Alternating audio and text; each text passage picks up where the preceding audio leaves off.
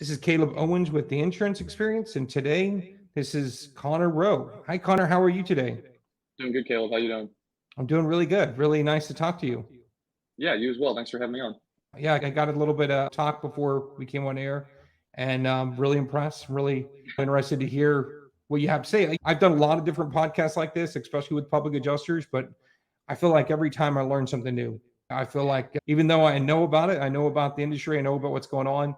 I talk to you guys every time there's somebody who says something new that I did not know and enlightens me on something new. So I really want to bring this out to a lot of people who don't know about public adjusters and, highlight the industry to them, show them what everything's about. But so tell me about yourself and how you got started in the industry. Yeah, I'm born and raised in Nashville, Tennessee. One of the few, I guess they call us unicorns here in town now, but there's not very many of us. Most everybody's a transplant. But born and raised here in Nashville, which is the new Tornado Alley, so to speak. And Right. so I spent my whole life here growing up, went to school down in Chattanooga, UTC, and met my now wife, but at the time girlfriend. And we've been together for 10 years. And obviously, as we hit on before the conversation started here formally, very few people go into adulthood saying, hey, I want to work in the insurance industry, or hey, I want to be a public adjuster. A little bit different for me, actually. So my answer is a little bit more peculiar. So you talk about interesting stories. Um, I graduated college and I started working at a stone yard. So nothing to do with my degree. I had a degree in history. Yeah. Didn't want to be a teacher, but really liked history for the main fact that, for the most part, historical facts tend to stay historical facts.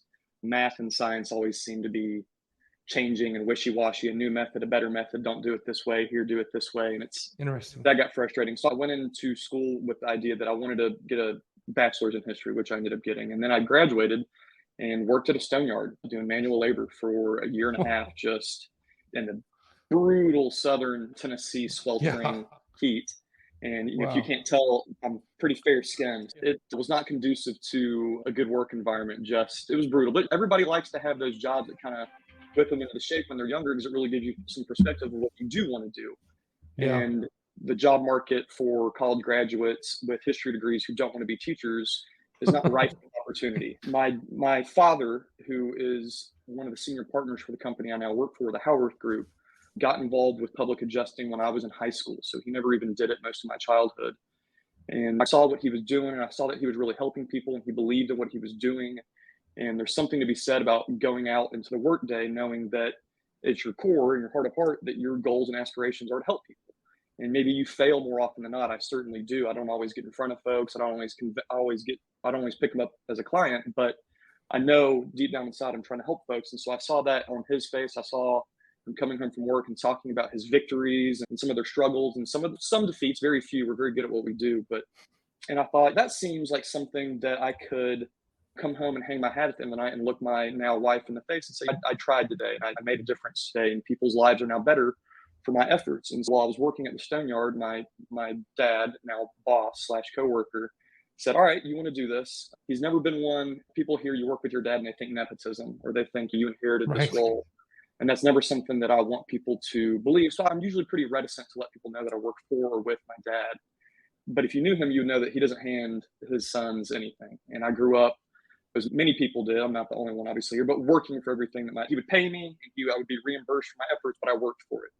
And so he said, okay, you're working at the stone yard. I want you to take some tests in public adjusting, take some of those entry level tests to get your public adjusting license. And really, it was beyond that. He was like, I want you to take the associates in claims test, which is your AIC credential, which is like the first step in becoming a more well certified or better certified public adjuster. Wow. He said, until you pass that first test to getting your AIC, which is essentially your bachelor's in insurance, he said, I'm not taking you on. So you can continue spinning your wheels at the stone yard until you pass that test. So I passed that first test, and he said, all right, you've gotten your feet wet. It's a big industry. Let's see if you can actually go out there and do this. So I had a 6-month trial period where it was sink or swim. And I swam. I picked up a client on my second day up in Louisville, Kentucky. And since then, it's been 7 years. Actually, I think it'll be September 6th. It'll be 7 years that I've been doing this now. And I know there's that phrase, it takes 7 years to become a master or whatever. And I think that might be BS, because I'm nowhere near a master yet. I still find myself calling my bosses and reaching out for advice, because as you mentioned a moment ago, this is an ever-changing industry. Insurance companies are always pivoting. They're always trying to make our job harder. They shroud themselves in secrecy in many respects. And our job is to shine light in areas where they prefer darkness. And so, yeah, that's how I got my start, is taking that first associate in claims test and then 6-month trial period where sink or swim, and I've been swimming ever since. That's impressive. That's very impressive. Yes. I'll talk a bit about like public adjusting because I see it from both sides. We work directly with carriers as well. And I've had people that are pretty high up in the directors of claims for large insurance companies, did podcasts with them. And their perspective is different. And it's like you'd see it from their side. It makes more sense. And they're struggling right now as well. They're really, the screws are being put to them really tough right now, especially in certain markets. I don't necessarily know about Tennessee or different areas, but like in Florida, California, those markets like that are really getting squeezed right now because, and I didn't see this perspective before, but you're saying like, okay, the costs of going back and rebuilding those homes has gone up dramatically. So if you had a $600,000 house or something like that before, now you want to go back and rebuild it, all of a sudden the cost of materials has gone up. They cannot get some of those same old materials those same type of materials, the tiles, the different things like that go back in these homes. Yeah. And they've got to match, and that cost just skyrockets.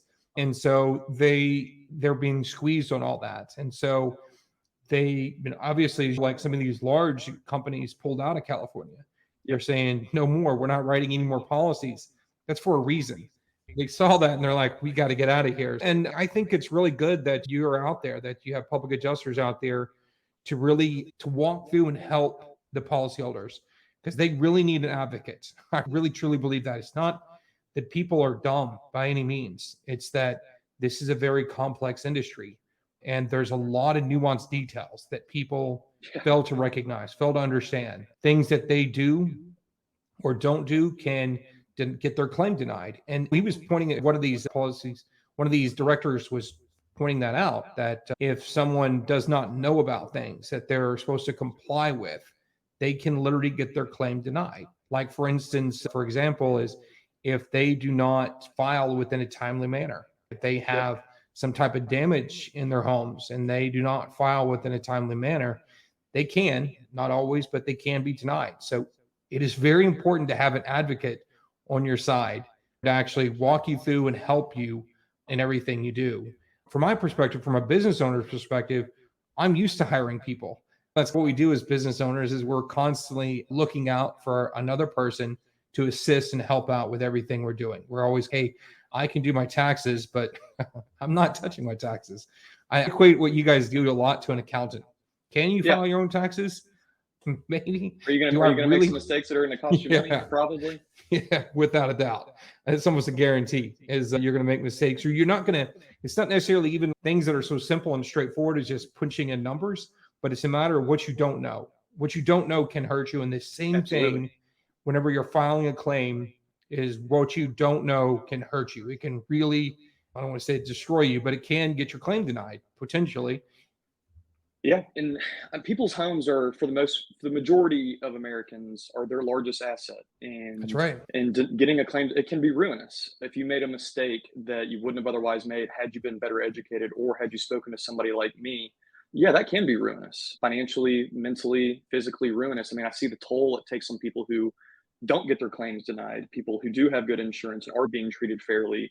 And I know how worn down they are emotionally, and to have your claim denied for some mistake that you made that you wouldn't have made had you known better. Yeah, that's, as I said, it can be ruinous. So a large part of my job is helping people or preventing people from making those mistakes and coaching people on the coverages in their policy. And you hit on one a moment ago. And another example would be mitigation. One of your duties after a loss is to mitigate further damage to your property. And now that's not going to create a complete claim denial. If you had a tree branch fall through your roof, created an opening through which wind-driven rain was driven into your property and caused rain damage on the interior. Now, obviously, that's a covered cause of loss, but if you let that rain continue to pour into your property and there's any resultant damage or any mitigation work that needs to be done because you didn't mitigate, well, now there are some questions about what is and isn't covered and what water damage can be attributed to that first 24 hours, that first 48 hours, and what can be attributed to that next 2 weeks where you just left a crater in your roof. So there are things, and that's a relatively obvious one, but those are things that people need to know about. And a large part of what I do is I read policies for people for free to let them know what coverages might be contained therein that could better benefit them. There's things that their adjuster might leave off, forget to mention from neglect, or maybe he's busy or he's thinking about the next claim and he Sure. forgot to mention a certain type of coverage or how to apply it or how this can work for you. And people are not as well served as they would be if they had spoken to somebody like me. And I know you hit on something a second ago, like it's a business and you empathize with insurance companies and they're pulling out of California and they're pulling out of Florida.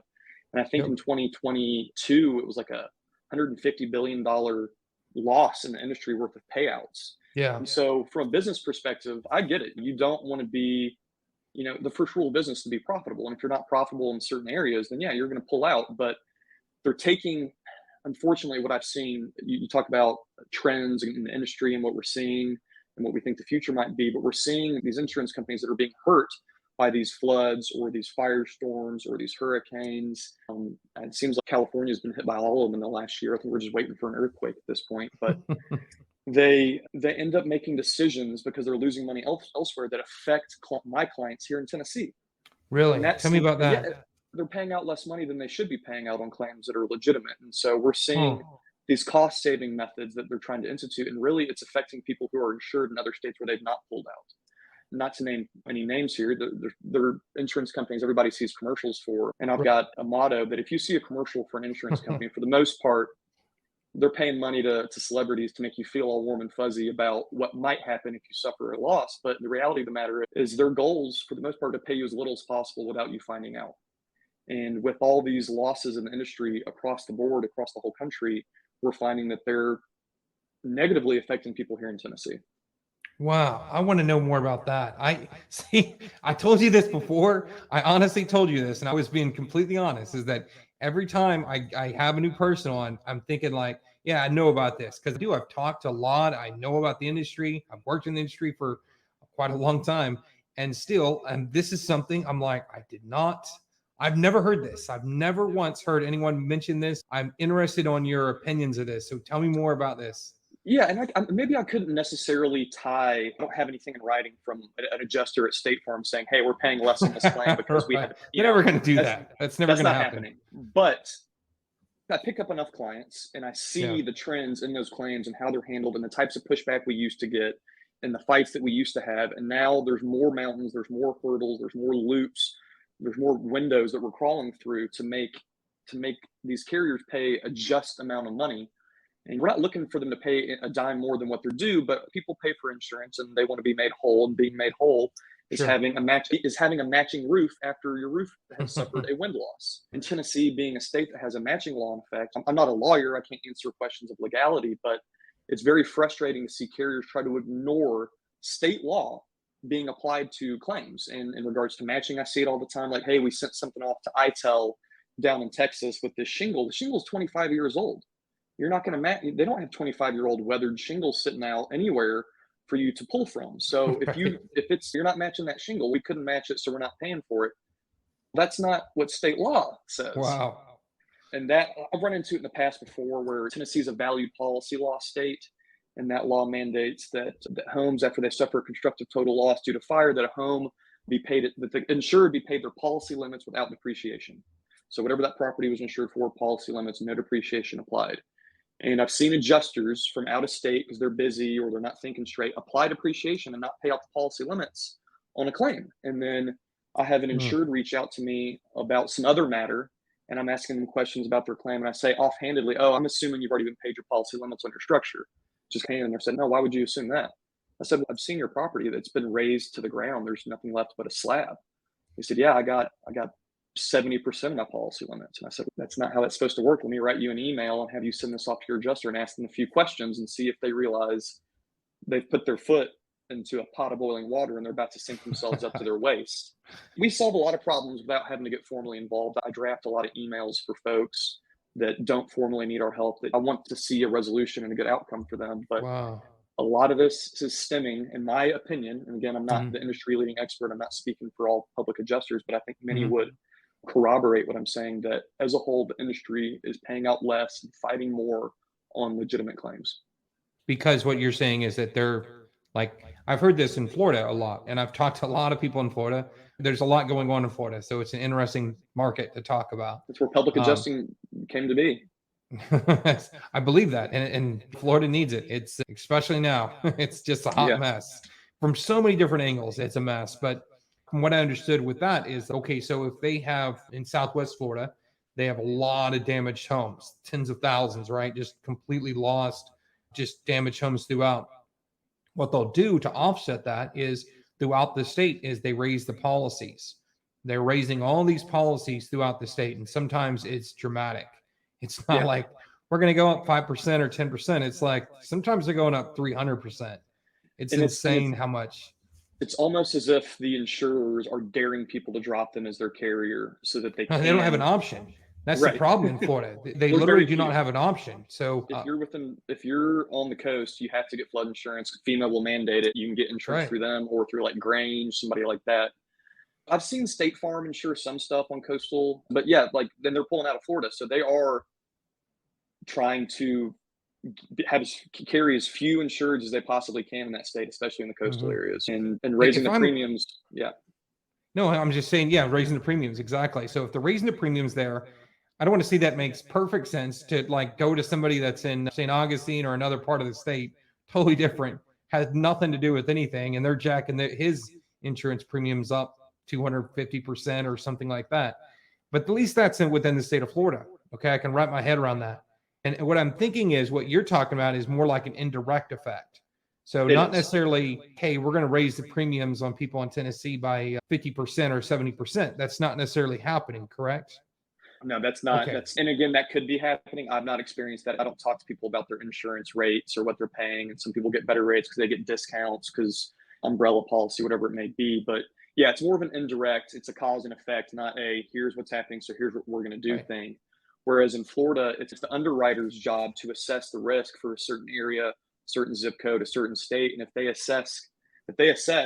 State Farm's underwriting department at the highest level assesses Florida as a bad risk to take, yeah, they're going to raise their Right. premiums because they need to offset what they expect their future losses to be. And I get that. That's a reason why I'll never own coastal property. More power to you if Right. you have the Right. gumption for that. I don't have it in me. That's stressful. I'm a homeowner here in Middle Tennessee, and I worry about my dishwashing machine leaking when I'm not home. Totally Yeah, I different can't. worries. Yeah, totally different worries. But I get it. As a business, you got to be profitable, and if your risks that you're exposed to on that coast has got you in a place where you are hemorrhaging money, you're going to make financial decisions. So what you're talking about, it sounds like is more like an indirect effect. So let's Yeah. say it's not necessarily that they're raising their premiums, but they are fighting more. They're just a lot more aggressive trying to keep the claim limits down. Is that correct? That's what you're saying? Yes. Yeah. They're Okay. suppressing overall numbers on estimates and what they're offering for rebuilds of property for pretty much any kind of loss that's covered. That's my experience. And again, I'm not seeing Wow. people in Tennessee have their premiums shoot up. Although back when Gatlinburg burned down, it'd be 7 years ago this November, I believe, because I had just started working for the company that September. So 7 years this November. Everybody that suffered a loss, their homes burnt down. Nobody suffered really a loss from fire that didn't lose their entire home. The insurance or the firefighters were preoccupied with stopping the spread of the fire, not preoccupied with putting out buildings. And so the people that weren't necessarily affected by the fire were greatly affected by the smoke. So much smoke in that area with all that lumber burning, treated and untreated lumber. It's Wow. getting into every single home, every attic space, every stud cavity, every floor joist. That smoke got in there.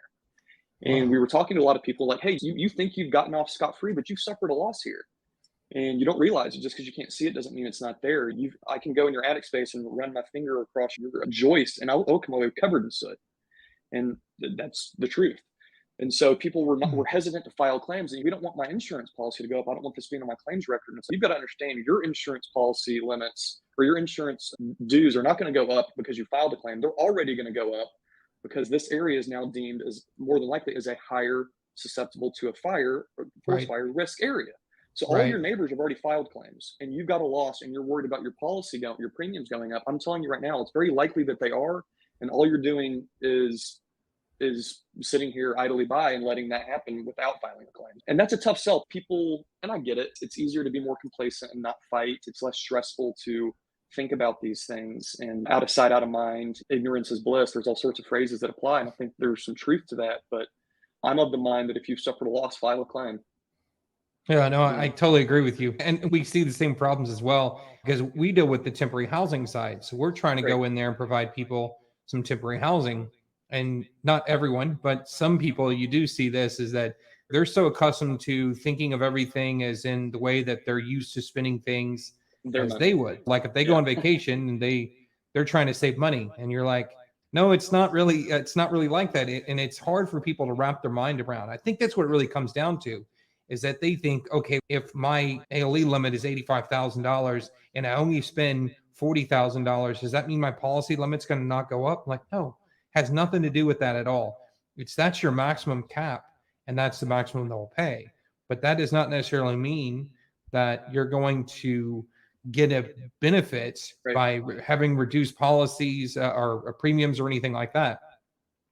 It's just totally different. And so I think that's the problem, is that people can't quite wrap their mind around this. It's different than what they're used to. It's kind of like what you're talking about. Hey, go ahead and file a claim. You've got a loss. It's a legitimate loss. Go ahead and file a claim. Don't worry about your premiums going up in the future because you're already in a high risk area. And you're absolutely Right. correct. That's the way the insurance company thinks about it. They go Yes. in and they designate this total area, and they'll say, okay, this area has got now, we're going to calculate this risk as X because it's fire prone. And no matter what that homeowner does, their premiums most likely are going to go up because of that. But Yep. they can't. I think that's the problem, is that people are ignorant in the sense that they're not exposed to it. So they don't know about how they calculate these things. And Right. so because of that, they're less likely to file a claim. And so I think you're absolutely correct. They need an advocate. They really need an advocate out there for them. Yeah, and I did a little research on you before we started this, as I'm sure you did on me, and I saw what it is that you do. You provide housing, if I'm not mistaken, for folks after they've suffered a loss to help Yep. find and allocate housing. You do it through insurance companies and probably first party without being third party directly with the insured, I would imagine at times as well. Or you Yeah. just strictly okay.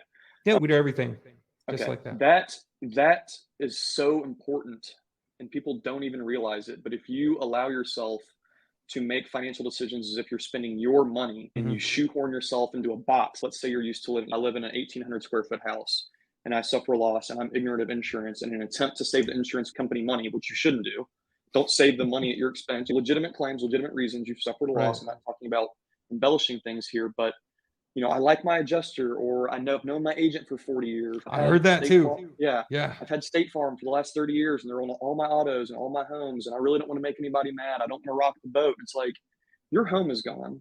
This is going to take 8 to 9 months for this whole thing to resolve, and depending on the time of the year, if it's the winter, maybe even longer for you to get back into your house. The most important thing for a homeowner, right off the rip, is being more comfortable, is being in a Yeah. position like a home that's fully furnished where they feel like they can make decisions for the betterment of them and their family, as opposed to feeling rushed because they're living in an apartment that's a quarter the size of the home that they lived in. And they've got 3 dogs and 2 kids, and them and their husband, they could have had the best relationship ever. But now all of a sudden, they're on top of Mhm. each other and heads are Yep. butting. And you've got some carrier, I think Allstate, for example, might have a 24-month window instead of a dollar amount, whereas State Farm has 80K, as you might have said a second ago. And people are trying to save money, and it's like your policy says that they will pay for any additional living increase necessary to help you maintain your normal standard of living.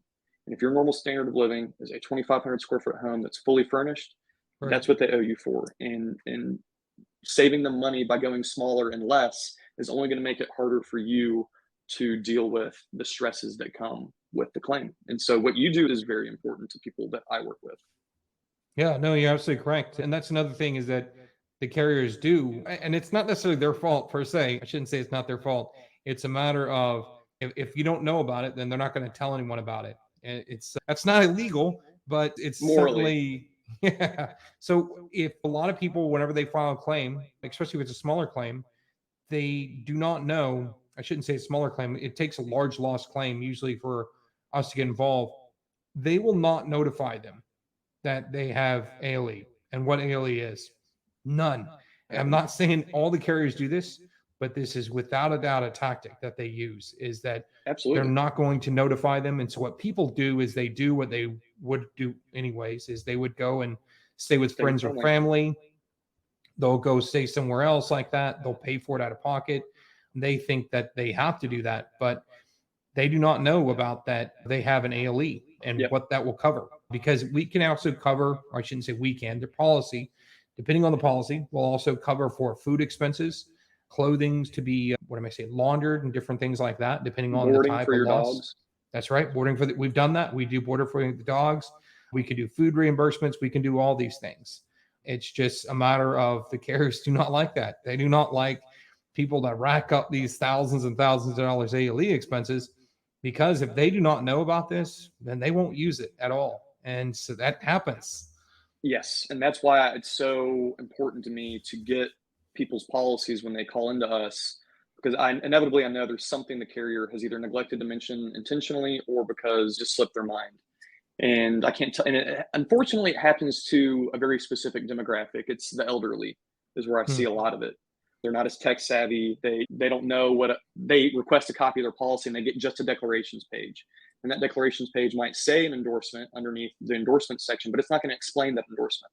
So they read additional living expenses, and then that's it. They have no idea what that entails. And that covers additional driving that they do. If their new house is further away from where they work and they're driving an additional 15 miles a day, they can track that. And the IRS minimum, I think, is like 62.5 cents a mile.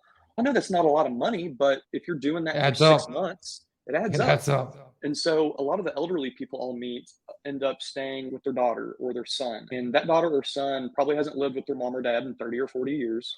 And they would allow them to stay there out of the kindness of their heart indefinitely without expecting any kind of reimbursement. And the carrier is all too happy to let them do that. Yeah. And so when I see that this has happened, the carrier hasn't explained ALE to them and they're staying with their daughter down the road for free. I think, okay, great. Since the insurance company's kind of taking advantage of your family's kindness, let me explain something to y'all really quick. You can now, daughter, write up a written contract for rental to your parents. That's right. And charge them.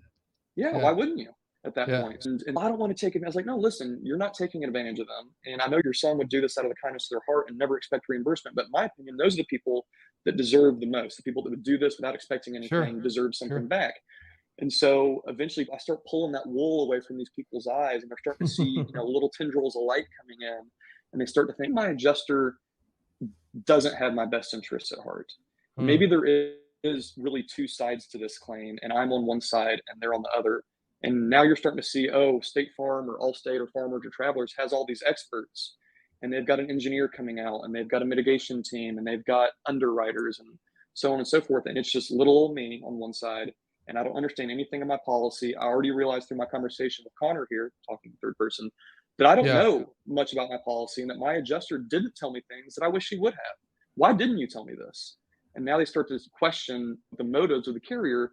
And not always do people get mistreated during claims. It's not 100% of the time, but it happens often enough that I'm motivated to speak to everybody I can and help them in any way that I can, because I know inevitably something I tell them will help them. And there's an internal motto we have in the company. It's not written anywhere, but everybody that we speak to, we will help. Some of them will even hire us. So I spend hours a week, and my boss Dennis spends hours a week. My coworker Hank spends hours a week on the phone with people who we know pretty quickly over the phone that, hey, we're not interested in taking this one on, but I see where you're being mistreated, and here's some advice. Here's what you can do. Here's the coverages.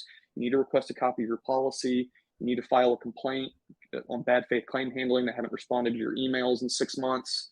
Provided an estimate. That's state law. Here's what you should do. So things like that. And yeah, the ALE is a big one where they just under explain and misrepresent how that money can be used. Yeah, we've seen that as well, where, and it's, I don't want to say it's silly, but it's quite common where, especially with, like you're saying, elderly people. We had a particular one, I won't mention any names, but we had this one where there's an elderly man, and he was living by himself, and he had a fire, total loss. And he went and stayed with his daughter.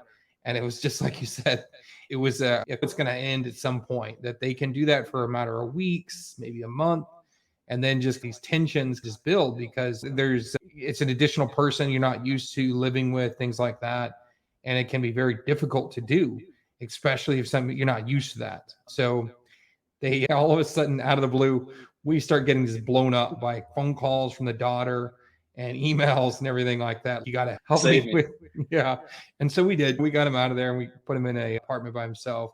but everything was taken care of. But yeah, that definitely happens. And their thinking is definitely, this is what you do. You take care of your parents and they're in a distressed situation. They're not thinking about it from a policy standpoint.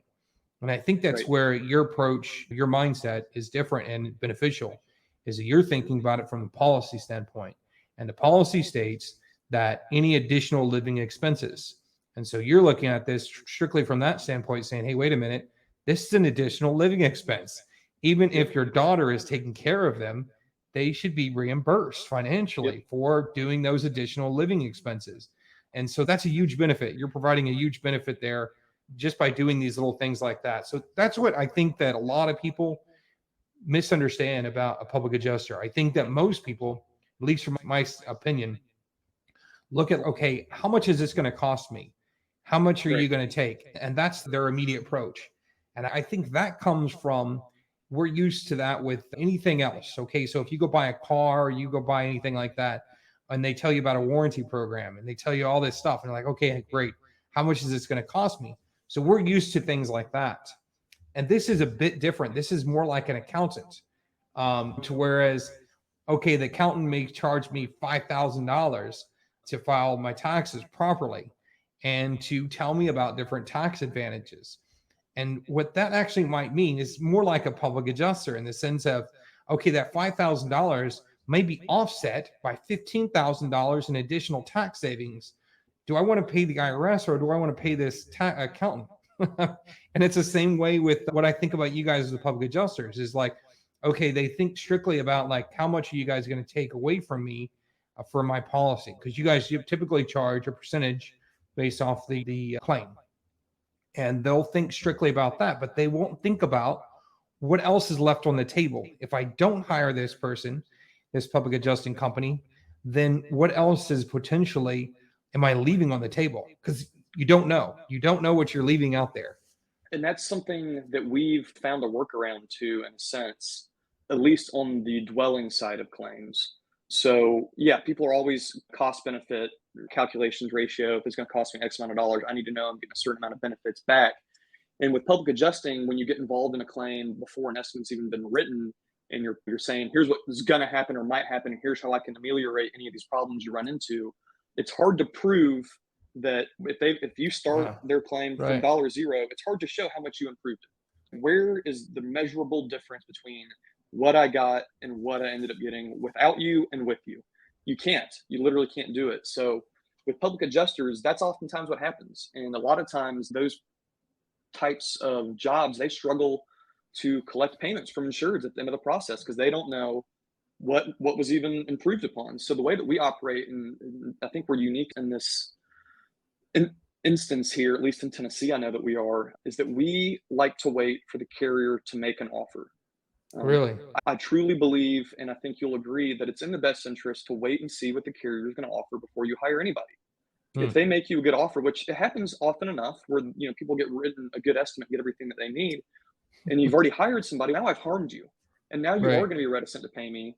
And now we've got a fight. And now I've got a bad Google review because you're angry and maybe I didn't explain something properly, whatever, something gets lost in translation, whatever.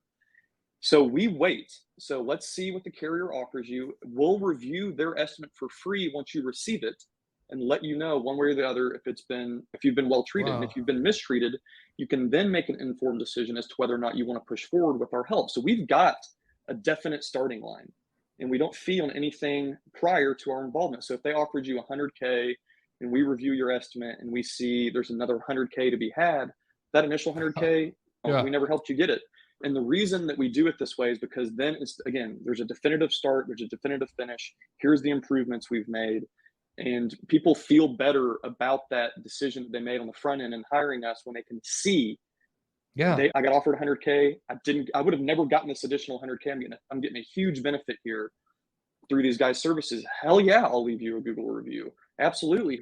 I'll stroke you a check tomorrow. Here's your payment. And to further expound upon why we're different, that's one of the things that we do. I don't know of anybody else. Actually, that's not true. There are other people in our state that have pivoted and do it the way that we do it now.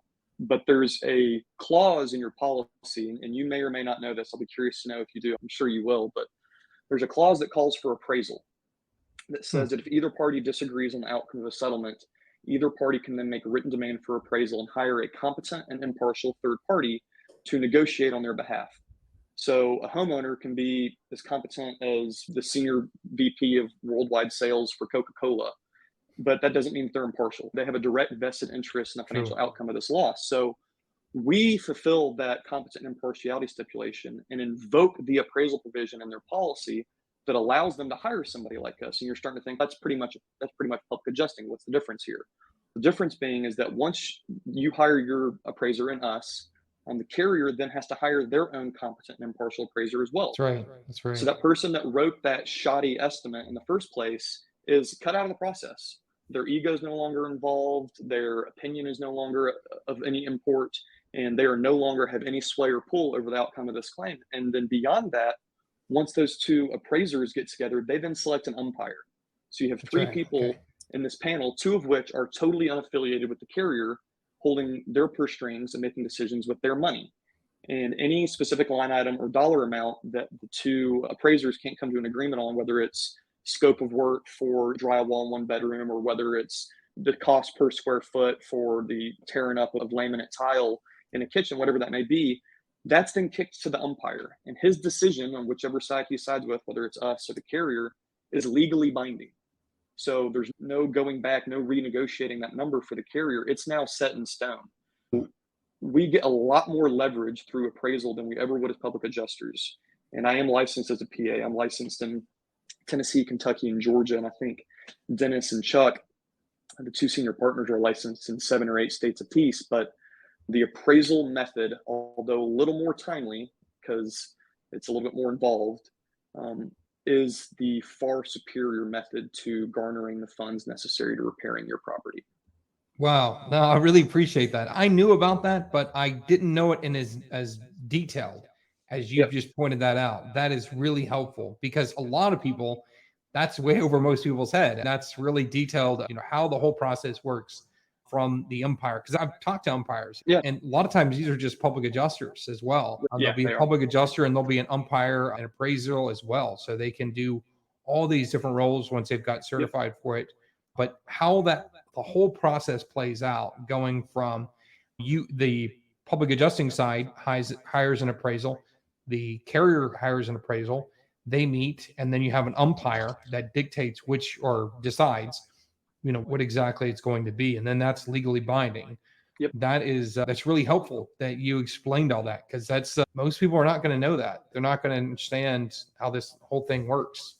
No, nobody does. And that's part of why I took this Zoom meeting podcast to this, whatever you want to call it, is that we're doing this meeting of the minds, because people just don't know. And educating people has become a large part of my job.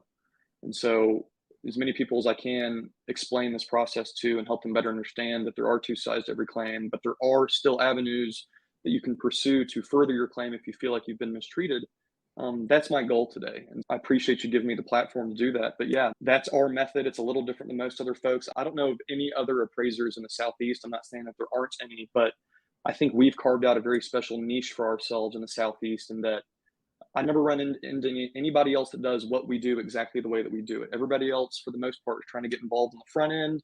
And I really don't like that. You see the logic in waiting to see what the carrier offers. I can appreciate that. Why would you not? There's a very solid, I'm not going to say it's a great chance, but it's 50-50, 60-40 chance that you're going to get a good estimate. And if you've hired me and now I'm getting a percentage of that and you've gotten everything you needed without my help, now I feel dirty. I feel guilty. Right. You don't want to pay me. And what is one of the first things I said when we started this podcast is I liked being able to hang my hat at the end of the day and saying, I went out there with goodness in my heart, knowing that I was going to try to help folks. And if you get paid money that you never help people get, that's not good for them. That doesn't help them. They've already suffered a loss. Their life is in shambles, and now you're collecting a payday. Unless you've actually improved their life or helped them, it doesn't feel right. Very impressed with that. So your insurance public adjusting company is called the Hawthorne Group. The Howarth Group. Howarth Group. Okay. Yeah. Sounds Howarth Group. I like that. It's a different kind of name. And you guys seem really good. Mispronounced. We obviously I'm not going to sit here and try to toot my own horn too much, but yeah, I think we are really good. I think we are the premier public adjusters, property appraisers in Tennessee, certainly. We're not the biggest firm. There are several very large firms out there that, yeah, we lose business to. They've largest public adjusting firm in the Southeast, or we retain X amount of lawyers. There's 15 people in our company and very good at what we do. I think we have a longer track record than anybody else, and we're the only ones that do it this way. So if you want to hire somebody now and pay them a percentage of money they were never going to help you get, I'm not going to sit here and expound the reasons as to why that's a bad idea. If I can't make you leap to that conclusion, you're probably not going to get there. But yeah, we're good. We're good. I like your approach there, because I don't necessarily think that every time, if they hired you from the beginning, that they would necessarily not get a bigger return. It's more the perception of it, because what you're doing is you're pointing it out clearly.